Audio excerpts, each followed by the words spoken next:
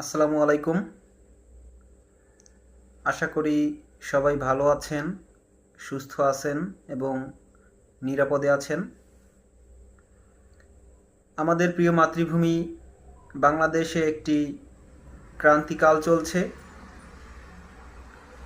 বাংলাদেশের সাধারণ মানুষ এবং দেশের প্রধানতম রাজনৈতিক দল বাংলাদেশ আওয়ামী লীগ সংকটময় পরিস্থিতি অতিক্রম করছে। সার্বিক পরিস্থিতি দেখে মনে হচ্ছে নির্বাচিত সরকার ক্ষমতা গ্রহণ করার আগ পর্যন্ত দেশের পরিস্থিতি আর স্টেবল হবে না। কারণ আমরা যেটা আশা করেছিলাম দেশের পরিস্থিতি হয়তোবা স্বাভাবিক হয়ে আসবে, কিন্তু দুঃখজনকভাবে সেটা হচ্ছে না। এখনও বিভিন্ন জায়গায় মব জাস্টিসের মতো অন্যায় হচ্ছে। যারা কোটা সংস্কার আন্দোলনের সাথে ছিলেন তারাই স্বীকারোক্তি দিয়েছেন যে নামে বেনামে ঢালাওভাবে মামলা হচ্ছে। ইভেন 2 বছর আগে মারা গেছে এমন মানুষের নামেও মামলা দেওয়া হয়েছে। যাই হোক, কেন দেশের পরিস্থিতি স্বাভাবিক হচ্ছে না সেটা যারা এখন দেশ পরিচালনা করছে তারাই ভালো বলতে পারবে। আমি অন্য একটা বিষয় নিয়ে একটু দৃষ্টিপাত করতে চাচ্ছি। আমরা ইদানিং দেখতে পাচ্ছি গণমাধ্যম এবং সোশ্যাল মিডিয়ায় পক্ষে বিপক্ষে বিভিন্ন ধরনের লেখালেখি হচ্ছে। এর ভিতরে অনেকে উস্কানিমূলক বা বিভ্রান্তিমূলক লেখালেখি করছেন, সোশ্যাল মিডিয়ায় পোস্ট দিচ্ছেন। আমি সাধারণ মানুষ এবং আওয়ামী লীগের নেতাকর্মীদের উদ্দেশ্যে বলবো, আপনারা সোশ্যাল মিডিয়ায় কোনো কিছু দেখে অতি উৎসাহী হয়ে যাবেন না। আপনারা ভালোভাবে সেটা যাচাই বাছাই করবেন। কারণ আমরা খোঁজ নিয়ে দেখেছি যারাই এই মুহূর্তে উস্কানিমূলক বা বিভ্রান্তিমূলক লেখালেখি করছে বা ফেসবুকে পোস্ট দিচ্ছে তাদের অধিকাংশই দেশে নাই, দেশের বাহিরে তারা, এবং অনেকগুলো ফেক আইডি দিয়েও এই ধরনের কাজ করা হচ্ছে। তবে সাহসিকতার সাথে আওয়ামী লীগের অনেক কর্মীও যে লেখালেখি করছে এটাও সত্য।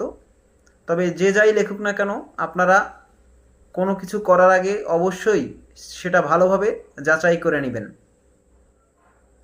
কারণ এমনিতেই সাধারণ মানুষ এবং আওয়ামী লীগের নেতাকর্মীরা একটি অস্বস্তিকর পরিস্থিতির ভিতরে আছে। উদ্বেগ এবং উৎকণ্ঠার ভিতর দিয়ে দিনাতিপাত করছে। তো এই মুহূর্তে যথাযথ নির্দেশনা, রোডম্যাপ বা সুসংগঠিত না হয়ে যদি আমরা অতি উৎসাহী হয়ে কিছু করি, আমি মনে করি সেটা আওয়ামী লীগের জন্য বুমেরাং হবে। ভালোর চেয়ে খারাপ হওয়ার সম্ভাবনাই বেশি। এজন্য আমি সবাইকে অনুরোধ করব, আপনারা অতি উৎসাহী হওয়ার দরকার নাই। সময় নেন, ধৈর্য ধরুন এবং মনোবল ধরে রাখুন। সম্প্রতি প্রধানমন্ত্রী শেখ হাসিনার সাথে কয়েকটি কথোপকথন অডিও ভাইরাল হয়েছে। ব্যক্তিগত কথোপকথনের রেকর্ডিং যারা ভাইরাল করছে, আমি মনে করি তারা সুবিধাবাদী এবং দালাল বাটপার কিসেমের লোকজন। তারা শুধুমাত্র তাদের ব্যক্তিগত লাভের জন্য, স্বার্থ সিদ্ধির জন্য, নিজেদেরকে গুরুত্বপূর্ণ প্রমাণের জন্য কথা বলে সেটি সোশ্যাল মিডিয়ায় ছড়িয়ে দিচ্ছে। তারা যদি সত্যিকার অর্থে দেশের মানুষের শুভাকাঙ্ক্ষী হতো বা আওয়ামী লীগের শুভাকাঙ্ক্ষী হতো, তাহলে কি তারা বিদেশে বসে থাকতো? তারা দেশে এসে নেতাকর্মীদের পাশে দাঁড়াতো। এ কারণেই বলি, যারা বিদেশ বসে উস্কানিমূলক কথাবার্তা বলছে তাদের কথায় দয়া করে কেউ অতি উৎসাহী হয়ে কোনো কিছু করতে যাবেন না। কারণ সব কিছুর একটা নির্দিষ্ট সময় আছে। আমি ব্যক্তিগতভাবে মনে করি কেউ যদি নিজে আগে মাঠে নামে, কোনো নেতা যদি নিজে মাঠে নেমে জনগণকে ডাক দেয়, তাহলে জনগণ তার পাশে থাকবে। কিন্তু নিজে মাঠে নামবে না, আত্মগোপনে থেকে বা দেশের বাইরে থেকে উস্কানিমূলক কথাবার্তা বলে আওয়ামী লীগের নেতাকর্মীকে, সাধারণ জনগণকে বিপদে ফেলবে, এমন কারো প্ররোচনায় পা দেওয়া যাবে না। আপনারা সবাই ধৈর্য ধরে অপেক্ষা করুন। আওয়ামী লীগ রাজপথের দল, আওয়ামী লীগ হচ্ছে রাজপথের প্রমিথিউস, আওয়ামী লীগ হচ্ছে জনগণের দল। তাই জনগণকে একটু সময় দিন, জনগণ পরিস্থিতিটা বোঝার চেষ্টা করুক। সাধারণ মানুষের ভিতর থেকে আওয়ামী লীগের পক্ষে আওয়াজ ওঠা শুরু হয়েছে, আওয়াজটা জনগণের ভিতর থেকেই উঠতে দিন। কেউ ধৈর্যহারা হবেন না, কেউ মনোবল হারাবেন না। পাশাপাশি আমাদেরকে সুসংগঠিত হওয়ার চেষ্টা করতে হবে।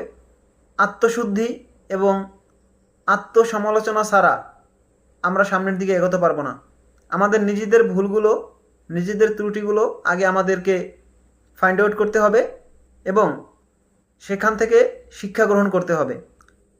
সময়ের পরিক্রমায় ফিনিক্স পাখির মতো জেগে উঠবে বাংলাদেশ আওয়ামী লীগ। জনগণের হাত ধরে আবারও দেশের সেবা করবে ইনশাআল্লাহ। সবাইকে ধন্যবাদ।